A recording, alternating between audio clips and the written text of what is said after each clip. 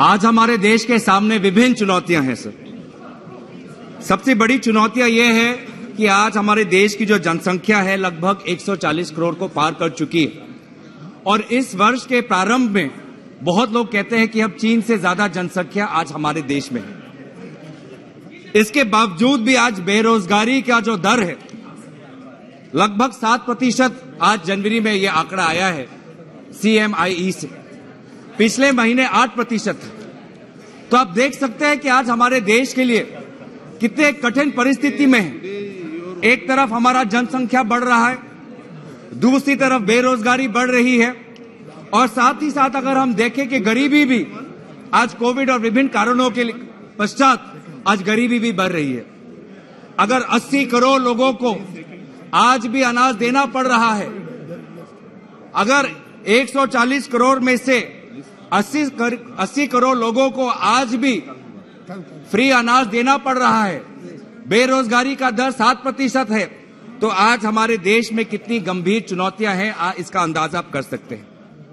Inflation, आज ही RBI ने rate दोबारा बढ़ाए 25 बेसिस पॉइंट, क्योंकि इन्फ्लेशन घट नहीं रहा जितना घटना चाहिए। अब भी आज हमने देखा कि कोर इन्फ्लेशन जो है दिसंबर के महीने में 6.1% था और अभी अंदाजा है आरबीआई के द्वारा कि for the financial year 23-24 core inflation will still be at 5.3%, which is still quite high. Retail inflation is still on the higher side. It is at 5.72%. तो जनसंख्या की समस्याएं हैं, अर्थव्यवस्था की समस्याएं हैं, महंगाई की समस्याएं हैं, बेरोजगारी की समस्या है और साथ ही साथ आज जो हमारे सीमांचल पे हम देख रहे हैं उत्तर और पूर्व की तरफ चीन का हमें नया एक चुनौती हमको दिख रहा है। ऐसे ही वक्त में हम चाहते थे कि एक ऐसा बजट आए जो देश को दिशा दे, वर्तमान की परिस्थितियों में वर्तमान की चुनौतियों को संभालने के लिए देश को एक नई दिशा दे। लेकिन हमने देखा कि इस बजट में ये जो चुनौतियां हैं इनके लिए इनके पास कोई उपाय नहीं। सर, क्रेडिट रेटिंग एजेंसीज होती हैं जो बॉन्ड्स को देखकर विभिन्न प्रकार की रेटिंग देती हैं। मैं भी इस बजट को एक रेटिंग देना चाहूंगा। बजट को मैं रेटिंग देता हूं A rating sir, A rating. पर ये A वो वाला A नहीं जो हमको स्कूल के परीक्षा में मिलता है। ये A सिर्फ अडानी का A है, जो क्योंकि ये इस बजट में जो भी बड़ी बड़ी घोषणा है सर, जहां पे हजार करोड़ में, जहां पे लाइन आइटम में हजार करोड़ आपको दिखाई देंगे budget at a glance sheet में, सबके पीछे आपको अडानी का फायदा दिखाई देगा। और यही हो रहा है सर, पिछले 3-4 वर्षों के बजट में यही हो रहा है। यह बजट जो अडानी जैसे बड़ी कंपनी है दलाल स्ट्रीट पर, उनके लिए बहुत अच्छी बजट है और जो गरीब, बेरोजगार, मध्यम वर्ग है, जो साधारण लोग हैं, उनके लिए इस बजट में कोई मायने नहीं रखता। इस बजट में क्या बोलते हैं सर, इनका जो सबसे बड़ा जो कॉलिंग कार्ड है जिस पर ये बहुत गर्व महसूस करते हैं, क्या बोलते हैं कि हमने कैपेक्स बढ़ाया। सरकार ने अपने खर्चे के द्वारा 10 लाख करोड़ का आज हमने कैपेक्स दिया। पूरा आपका एक्सपेंडिचर लगभग 45 लाख करोड़ है और उसमें से जो आपका कैपेक्स है वो 10 लाख करोड़ है। इसको लेके बहुत वाह करते हैं सर, लगता है कि इससे ही पूरा बेरोजगारी कम हो जाएगा। लेकिन हमने क्या देखा सर, इस वर्ष 10 लाख कैपेक्स था, पिछले साल आपको याद होगा 7 लाख कैपेक्स था, उससे पहले 5 लाख कैपेक्स था, उससे पहले 3 लाख कैपेक्स था। नतीजा क्या, बेरोजगारी अभी भी 8% पे। नतीजा क्या कि गरीबी की रेखा से लोग और नीचे चले गए हैं। नतीजा क्या कि आज ह्यूमन डेवलपमेंट इंडेक्स में हम कम होते आ रहे हैं। और बहुत अगर आप बारीकी में जाएंगे तो इस बजट में जो कैपेक्स का जो बजट है 10 लाख करोड़, 5 लाख करोड़ जाता है ट्रांसपोर्ट में। ट्रांसपोर्ट बोले तो हाईवे, ट्रांसपोर्ट बोले तो एयरपोर्ट, पोर्ट और रेलवेज। और अभी हमने क्या सुना कि हाईवे का मतलब अडानी, पोर्ट का मतलब अडानी, एयरपोर्ट का मतलब अडानी। तो ये सर यही इनकी मंशा है कि सरकार बनाए हाईवे, एयरपोर्ट, पोर्ट, रेल और बाद में एसेट मोनेटाइजेशन के द्वारा ये सारे प्रोजेक्ट अडानी को दिया जाए, यही इनकी मंशा है। यही हमने देखा है सर, ये कोई नई बात नहीं है। आज इनके ये जो बार बार वाहवा लेते हैं कि 10 लाख करोड़ सरकार ने खर्च किया है, निजी क्षेत्र ने क्यों नहीं किया? प्राइवेट सेक्टर का इन्वेस्टमेंट कहां है? आज प्राइवेट सेक्टर के इन्वेस्टमेंट को सर मैं यील्ड नहीं कर रहा सर, मैं यील्ड नहीं कर रहा sir. Point of order, sorry just sir, बार बार ऐसे तो एक बार आप इंकरेज करेंगे तो बार बार होते जाएगा सर। नहीं। आप प्रेसिडेंट देख लीजिए सर, एक बार ये शुरू हो गया तो ये वाला ट्रेंड रुकता नहीं है सर, ये ट्रेंड रुकता नहीं है सर। अभी तो बड़ी शुरुआत के, अभी अडानी का नाम बहुत बहुत आएगा सर। अभी निशिकांत जी को थोड़ा धैर्य रखना चाहिए, अभी बहुत नाम आने वाला है।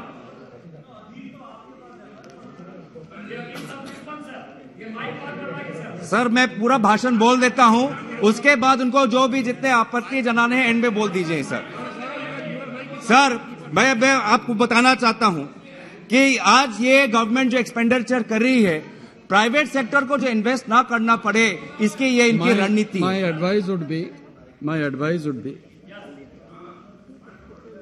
you can avoid specifically mentioning the name. That is my advice to you. Thank you, sir. Sir, may I continue?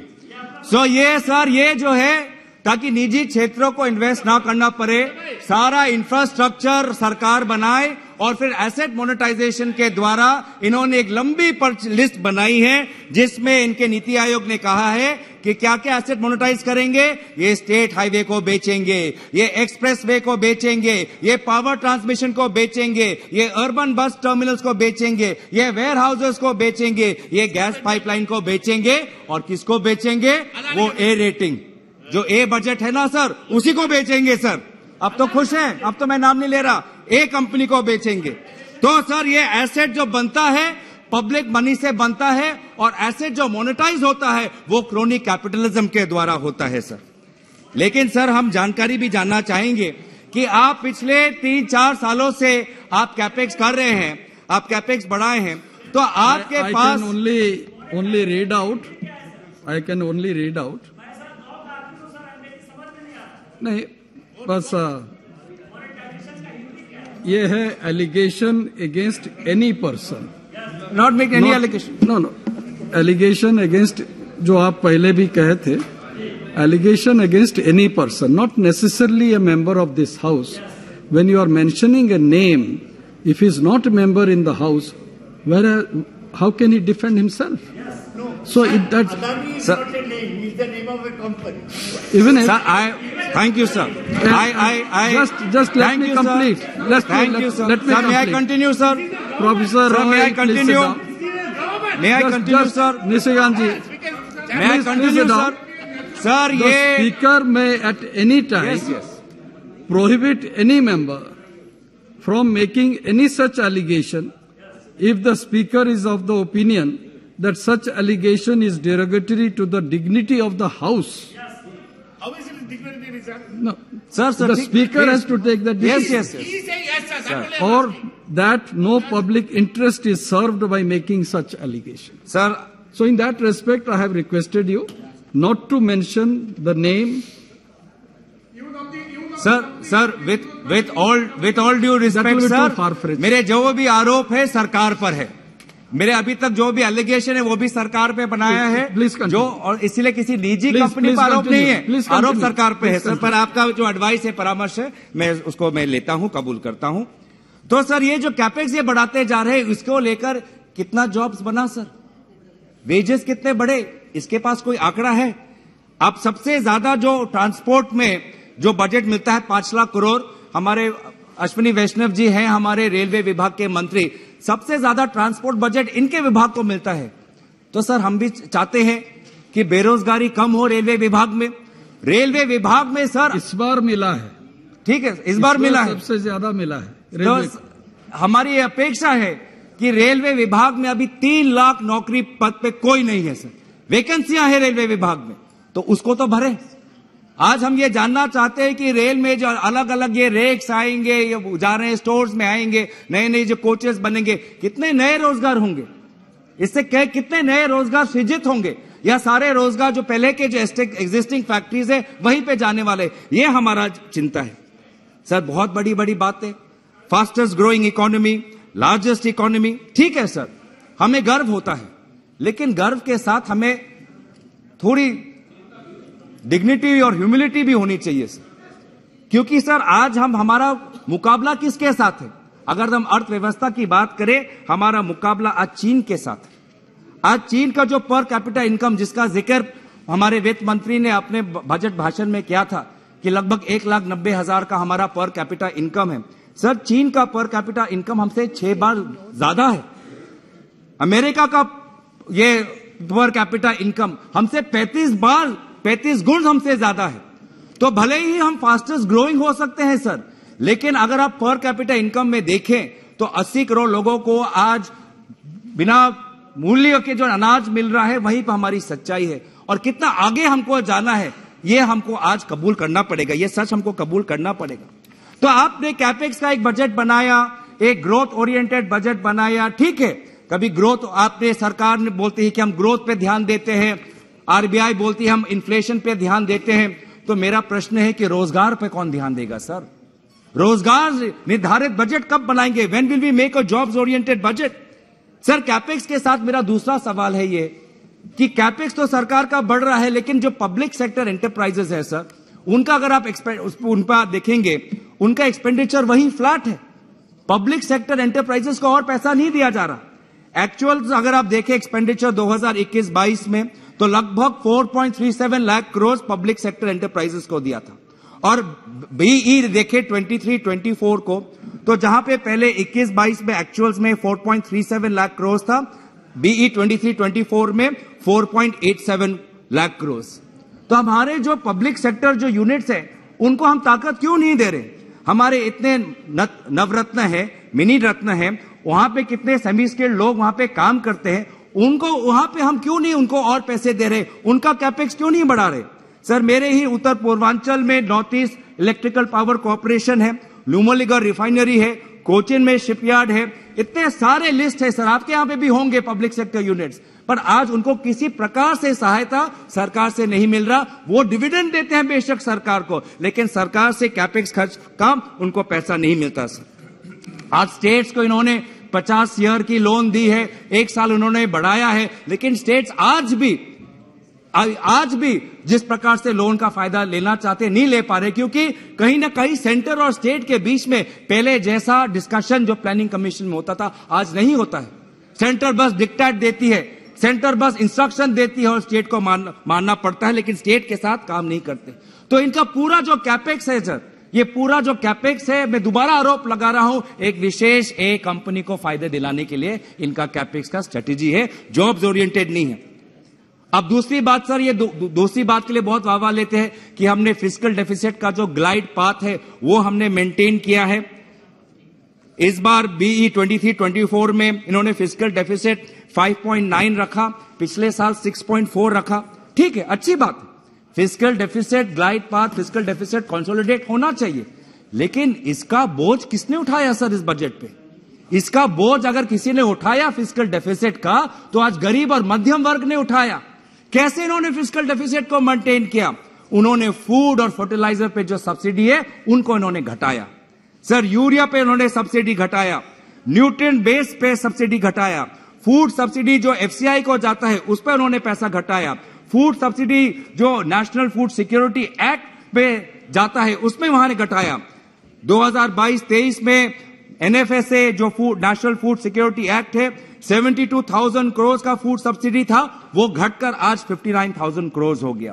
Food subsidy जो पहले एफसीआई में 22-23 आरई में 2.1 लाख करोड़ था, आज वो घट के 1.37 लाख करोड़ हो गया।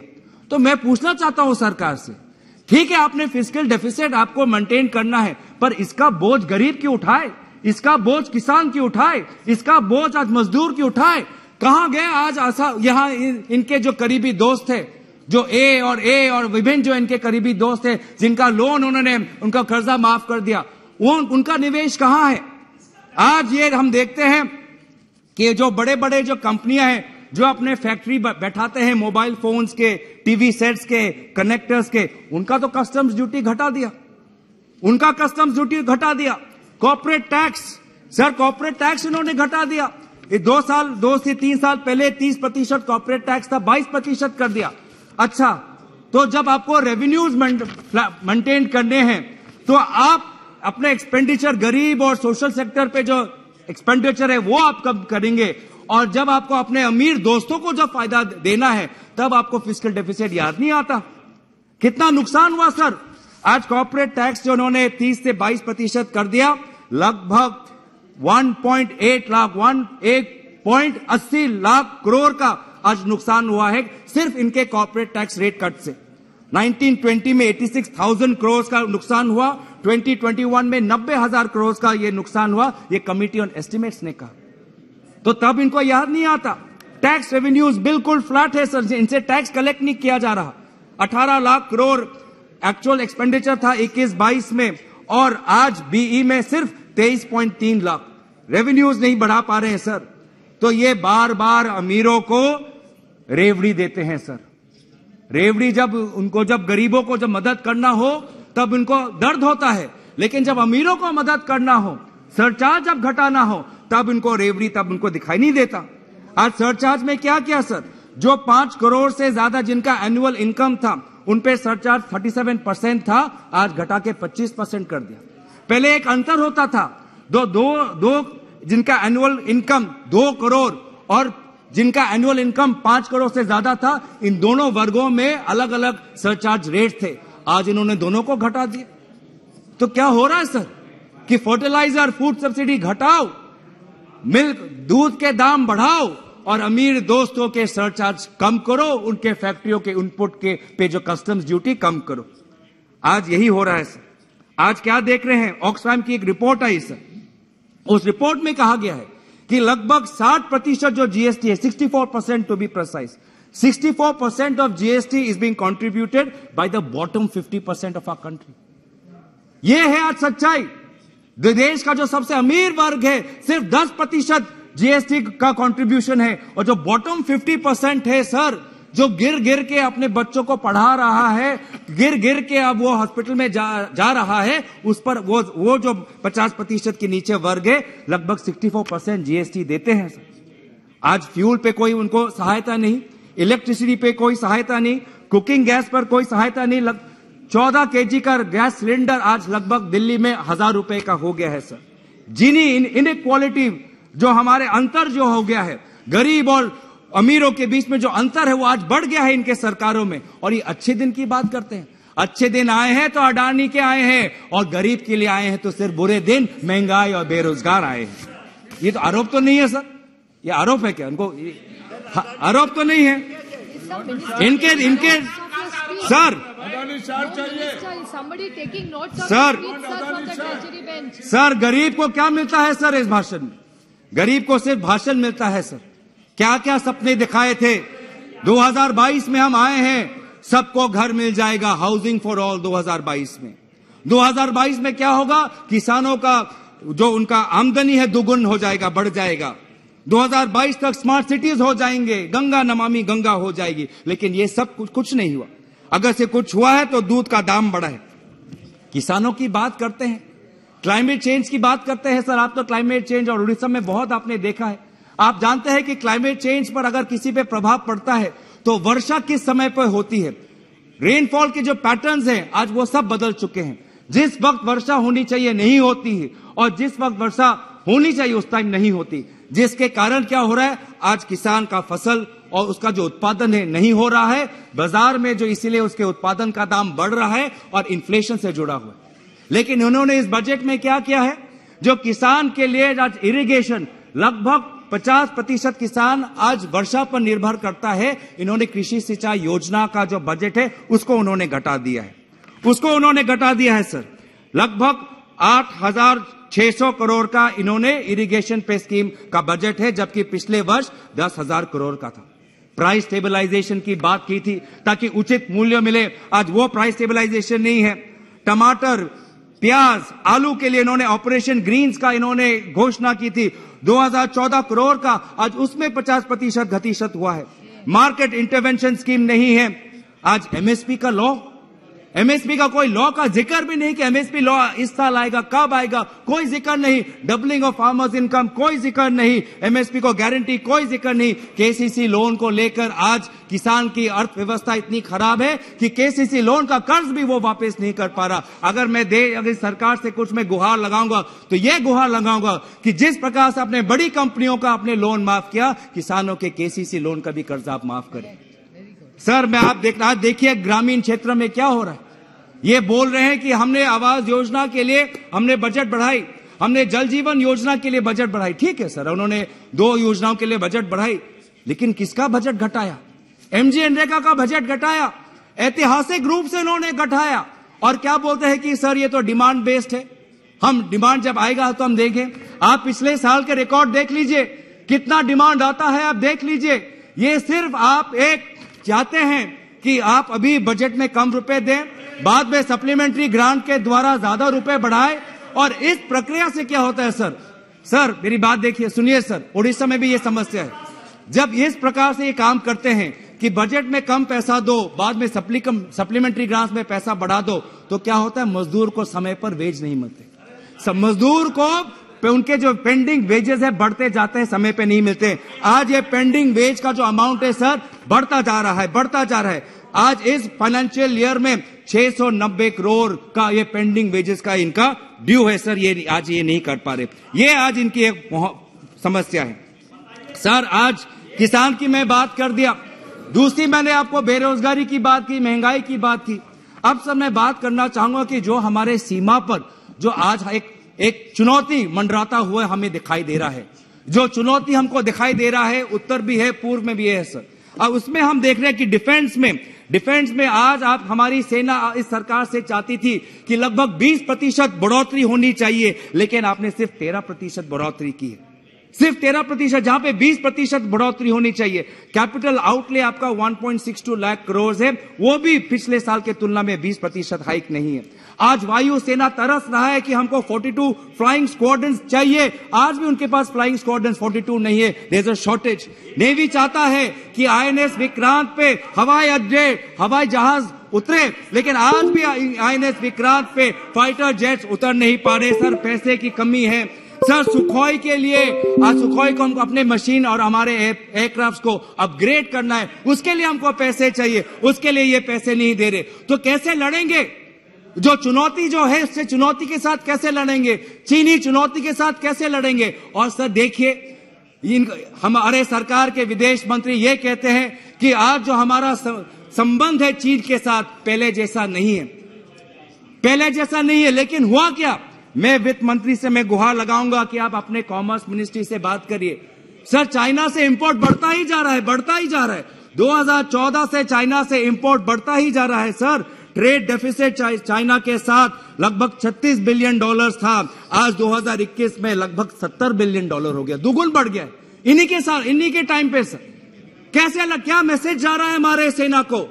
हम ये सेना को बोलते हैं कि आप सीमा पे, आप वहां पे जुटे रहिए, लड़े रहिए, और हम वहां से चीनी सामान हम खरीदते जा रहे हैं, बढ़ाते जा रहे हैं। सरकार के पास क्या नीति है? वो बोलते हैं कि सर जो मोबाइल फोन के जो पार्ट्स आते हैं, जो मेडिसिन के जो एपीआईज आते हैं, वो चीन से आते हैं, इसलिए हमको चीनी पर जो हमारी निर्भरता है वो बढ़ती ही जा रही है। ये कैसा स्कीम बनाया आपने?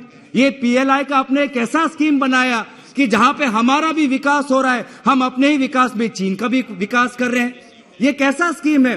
पूरा देश, पूरी दुनिया आज चीन से अपनी सप्लाई चेन्स हटा रही है। दुनिया आज अपनी चीन पे जो निर्भरता है कम कर रही है, और एक लौता देश, मोदी सरकार की जो ये नीति है, जो भारत की कमजोरी जो चीन के आयात पे है, निर्यात पे, उस पे और बढ़ती हुई दिखाई दे रही है सर। बहुत ही गलत संदेश जा रहा है सर। आज चीन हमारे पड़ोसी देश के साथ संबंध बढ़ाया जा रहा है। श्रीलंका, बांग्लादेश, नेपाल, मालदीव, आपने एमईए के बजट में कितना आपने इंटरनेशनल एड दिया? कहीं आपने किसी विदेशी सरकार को कुछ बसेस दे दिए, उसको लेके आप वाह वाह कर रहे हैं? आज ऐसी एक नौबत आ गई सर कि बस देते हुए हमारी सरकार उनको महसूस होता है कि हमने चीन की तुलना में अपने पड़ोसी के साथ बहुत अच्छा रिश्ता बना लिया। तो सर ये इसलिए हमको लगता है कि इनकी जो आंख है, आंख से वो ए रेटिंग जो है, ए रेटिंग बना ही रहे, इसलिए इनकी ये बजट इस पर ये करते हैं। सर मैन्युफैक्चरिंग पे क्या हो रहा है? अगर हमको चीन से मुकाबला करना है, हमको अपने अर्थव्यवस्था को ताकतवर करना पड़ेगा, मैन्युफैक्चरिंग पर ध्यान देना पड़ेगा। लेकिन आज एक्सपोर्ट्स गिरे हैं सर, 12% एक्सपोर्ट गिरे हैं। Overall growth in 8 core sectors is a minimum 9.8% sir. This is not even close to the nominal growth, is only 9.8%. Growth rates for coal is minimal, refinery minimal, steel minimal, cement minimal. Manufacturing as contribution to gross value addition is only 17%, and this government had a target of 25%, sir. And we're only at 17%. रुपए का value कम हो गया। आप ही के प्रधानमंत्री जब मुख्यमंत्री थे क्या बोलते थे कि जब रुपए का स्तर गिरता है तो देश का जो हमारा जो सम्मान है वो सम्मान भी गिरता है। तो जब पिछले साल एशिया में सबसे कमजोर करेंसी रुपया का था, तब आपने क्या सोचा? तब भी आपके पास एक सुविधा थी कि ये जो रुपए गिरते हुए आ रहे हैं उससे हमारे एक्सपोर्ट्स को कंपटीशन मिलना चाहिए, एक्सपोर्ट्स बढ़ने चाहिए, लेकिन नहीं कर पाया। आपने उस प्रकार की ट्रेड और करेंसी आपने स्ट्रेटेजी नहीं बनाई, जिससे कारण आज क्या हुआ? आपके इस विफलताओं से 2020 में वर्ल्ड बैंक ने कहा लगभग 5.25 करोड़ भारतवासी दोबारा गरीबी रेखा में आज वो वापस चले गए हैं। रियल जीडीपी आज कम हो चुकी है, घट रही है धीरे धीरे। आज 23-24 में जीडीपी लोगों का अनुमान है कि 6.5% है और 22-23 में लगभग ओनली 7%। जम्मू कश्मीर की ये बात करते हैं, जम्मू कश्मीर में इन्वेस्टमेंट कम हो चुका है। जब 17-18 का वर्ष था तो जम्मू कश्मीर में निवेश 840 करोड़ था, आज 21-22 में ओनली 376 करोड़, आधा से कम हो गया है सर। और ये जम्मू कश्मीर की बात करते हैं। धिक्कार है सर ऐसी नीति पर जो ठंड के वर्ष में आज जम्मू कश्मीर के लोगों को बुलडोजर से तोड़ रही है। धिक्कार है ऐसी नीति पर जो रातों रात एक राज्य को, उस राज्य का दर्जा छीनकर उसको यूटी बना देती है और राज्य का दर्जा दिखाने का आज तक इन्होंने कोई घोषणा नहीं की सर। हमको देखना है इसकी हमारे रोजगार कौन से सेक्टर्स में सबसे ज्यादा रोजगार है, ऐसी नीति बनाई है सर जहां पे लेबर इंटेंसिव इंडस्ट्रीज पे ध्यान देना चाहिए। आज गारमेंट्स में लेबर है, एपरल्स में लेबर है, टेक्सटाइल्स में लेबर एम्प्लॉयड है, फूड प्रोसेसिंग में लेबर एम्प्लॉयड है, लेदर, फुटवेयर, वुडन फर्नीचर पे लेबर बहुत से एम्प्लॉयड है। इन सेक्टर्स के लिए अच्छा एक स्कीम निकालिए। पीएलआई सिर्फ, और पीएलआई से सब कुछ नहीं होने वाला, पीएलआई एक सब्सिडी है सर, एक सब्सिडी से पूरा आपका सेक्टर नहीं बनने वाला। ये जो सेमीकंडक्टर्स में हम पीएलआई दे रहे हैं, आपको पता है कि चीन में $140 बिलियन का इन्वेस्टमेंट है आज चीन में ऑन सेमीकंडक्टर्स। यूएस में आज इंटेल और ताइवान जो मैन्युफैक्चरिंग कंपनीज है आज यूएस में जाके $100 of billions का सेमीकंडक्टर में इन्वेस्ट कर रहे हैं। तो सिर्फ अगर हम सेमीकंडक्टर्स में रखें तो हम पूरा कंपीट नहीं कर पाएंगे और रोजगार नहीं दे पाएंगे सर। इसीलिए मैं चाहता हूं कि जो हमारे वास्तविक जो इंडस्ट्रीज है, ट्रेडिशनल इंडस्ट्रीज है, उस पर भी हमको ध्यान देना चाहिए और पीएलआई स्कीम ऐसे और पीएलआई जैसे और भी मैन्युफैक्चरिंग स्कीम्स आने चाहिए। Just to remind you, you have already spoken for half an hour. Sir thank you sir. Sir उत्तर पूर्वांचल की बात आती है सर, उत्तर पूर्वांचल में नागालैंड और मेघालय, त्रिपुरा सर, वहां पे इंडस्ट्रियल बेस बहुत कम है। तो मैं चाहता हूं कि आपने जो पहले जो हमारे यूपीए के टाइम में जो स्कीम था north east industrial investment promotion policy, उसको दोबारा लागू करिए। उस टाइम आपको जब आपको स्कीम काटना होता है तो आप बोलते हैं कि ट्रांसपोर्ट सब्सिडी इंडस्ट्री को नहीं देना चाहिए, कैपिटल सब्सिडी इंडस्ट्री को नहीं देना चाहिए, तो फिर पीएलआई में कैसे देते हैं? अगर पीएलआई में दे सकते हैं तो आप क्यों नहीं एक कंडीशन बांधते कि पीएलआई में इलेक्ट्रॉनिक्स का इंडस्ट्री नागालैंड में बैठेगा, पीएलआई का टेक्सटाइल का इंडस्ट्री मेघालय में बैठेगा, पीएलआई का फूड प्रोसेसिंग का इंडस्ट्री त्रिपुरा में बैठेगा। इस प्रकार की नीति आप क्यों नहीं बनाते सर? प्लांटेशंस में आज हमारे बहुत से लोग रबर प्लांटेशन में काम करते हैं केरल में। चाय बागान के प्लांटेशन में लगभग 10 लाख काम करते हैं सर। इनको भी हमको देखना है क्योंकि ये सेक्टर्स में बहुत लोगों को रोजगार मिलता है और इनके भी यही मांग है कि ये जो 2 प्लांटेशंस है, T and rubber specifically, they should be taken out from the ministry of commerce and put in the ministry of agriculture so that the livelihood, so that the small farmers can get access to subsidies, training and high quality planting material. The Toklai tea research in Assam is craving for funds and I hope you give that. Sir, I'll want to slowly come down to my conclusion. Sir, मैं सिर्फ नकारात्मक बात नहीं बोलना चाहता, थोड़ा सकारात्मक बात भी बोलना चाहता हूँ. Sir, मेरा सकारात्मक बात ये है कि invest, concluding सकारात्मक. Not slowly, but speed it up. I'll try, sir. Sir, वो कुछ मोबाइल देखते हैं सर, वो 2x की स्पीड में आता है, वो उस पर का नहीं कर पाऊंगा sir. I am not telling you 5G. ठीक है sir.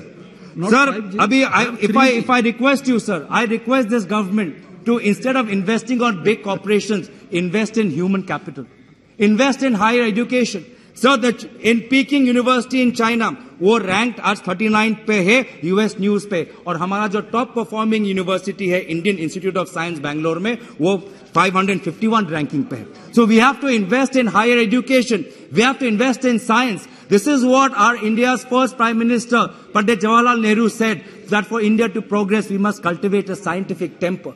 That scientific temper, sir, we don't see it. This is a government that believes in myths and mythologies, in creating fake narratives, in creating fake victims, but does not believe in science, sir. So I urge that look at startups. I want to point to a very alarming point. Startups की बात करते हैं, unicorn की बात करते हैं. आपको पता है स्टार्टअप सेक्टर में आज टेक वैल्यूएशंस गिर रहे हैं. आपको पता है कि आज स्टार्टअप्स में फंडिंग कम हो रहा है. मार्च के 2022 में 3.5 बिलियन स्टार्टअप्स में निवेश हुआ था. दिसंबर तक मंथली इन्वेस्टमेंट 3.5 बिलियन से 900 मिलियन हो गया. आज यूएस में 330 बिलियन का आज वहां पे एक स्टार्टअप इंडस्ट्री है. तो आज हमारे प्रॉफिटेबिलिटी को लेके बहुत से प्रश्न उठ रहे हैं. मैं चाहता हूं कि आप उस पर ध्यान दें. सर, आप सर्विसेज पे ध्यान दीजिए.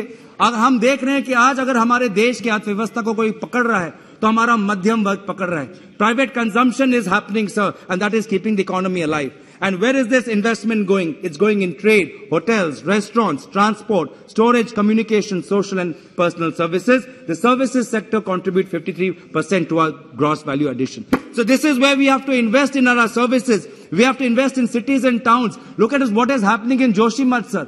आज हमारे बहुत से हिमालयन रेंज में ऐसे शहर हैं जिनकी लोड बेरिंग कैपेसिटी से ज्यादा वहां पे डेवलपमेंट, कंस्ट्रक्शन और टूरिज्म का फुटफॉल हो रहा है. हमें नियंत्रण बनाना है सर. टूरिज्म भी चाहिए लेकिन सस्टेनेबल टूरिज्म होना चाहिए. तो सर, आज हम देख रहे हैं कि सस्टेनेबिलिटी पर आपके सरकार ने वायु प्रदूषण पर नेशनल क्लीन एयर प्रोग्राम निकाला. वो प्रोग्राम आज पूरी तरीके से विफल हो गया है, पूरी तरीके से विफल. सारे शहर जो नेशनल क्लीन एयर प्रोग्राम में सिटी एयर एक्शन प्लान्स निकालते, सारे कार्बन कॉपी हैं sir, cut and copy paste. कुछ नहीं हो रहा सर. पूरा पैसा जो 15 फाइनेंस कमीशन में दिया था वो व्यर्थ हो गया है. मिलेट की आप बात करते हैं, श्री अन्ना की बात करते हैं. मैं स्वागत करता हूं कि आपने मिलेट पे इतना जोर दिया, लेकिन मिलेट के साथ सर मेरा परामर्श ये भी होगा कि इसको decentralize procurement and decentralize distribution से जुड़े, आईसीडीएस और पीडीएस से जुड़े, क्योंकि माल न्यूट्रिशन आज भी एक बहुत बड़ी समस्या है. और अगर माल न्यूट्रिशन को अगर हमें खत्म करना है तो पीडीएस के द्वारा, मिलेट और आईसीडीएस के द्वारा आंगनबाड़ी सेंटर्स में लोगों को ये जानकारी इसलिए जाए. एंड में जाके मैं ये बोलना चाहूंगा कि सरकार को पारदर्शी होना चाहिए. पारदर्शी होना चाहिए. लेकिन लोकतंत्र का ये मूल्य है पारदर्शी. लेकिन जब भी ये हम कोई सवाल उठाते हैं, विपक्ष उठाती है या मीडिया उठाता है, हम भी सर लोकतंत्र के पार्ट है. विपक्ष भी दबाव बनाता है जनहित में, पर जब भी हम कोई सवाल उठाते हैं तो हमारे सवालों को नजरअंदाज किया जाता है, हमारे आवाज को बंद किया जाता है. जब हम पूछते हैं कि पीएम केयर फंड जो एक सरकारी फंड नहीं है, उसमें सरकारी लोगो कैसे लगा, हुआवे जैसे चाइनीज कंपनी ने 7 करोड़ कैसे दिए, तब कुछ आवाज नहीं आता. आरटीआई तक का जवाब नहीं आता. जब हम मांग करते हैं कि ऐसे वक्त में जब एक पर्टिकुलर कंपनी का मार्केट वैल्यूएशन डाउन हो रहा था, स्टॉक मार्केट मैनिपुलेशन और सर्कुलर ट्रेडिंग के लेकर गंभीर आरोप लग रहे थे, जब कोई रिटेल इन्वेस्टर उस कंपनी के एफपीओ में नहीं आया, तो किसने दबाव बनाया कि एसबीआई और एलआईसी ऐसे संवेदनशील समय पर एंकर इन्वेस्टर बने? किसने दबाव बनाया एसबीआई और एलआईसी पर? ये हम पब्लिक रिप्रेजेंटेटिव है और पब्लिक फेथ और पब्लिक मनी का देखभाली करना हमारा जिम्मेदारी बनता है। तो मैं सरकार से बोलूंगा कि वो साहस दिखाएं, अगर जांच हो तो जांच से डरना नहीं, पीएम केयर्स पे भी जांच हो और अडानी के और ये LIC SBI पे जो पूरा रिश्ता हुआ इस पर भी JPC होने की हमारी मांग है। इन्हीं शब्दों के साथ मैं अपना भाषण समाप्त करता हूं। धन्यवाद। जय हिंद।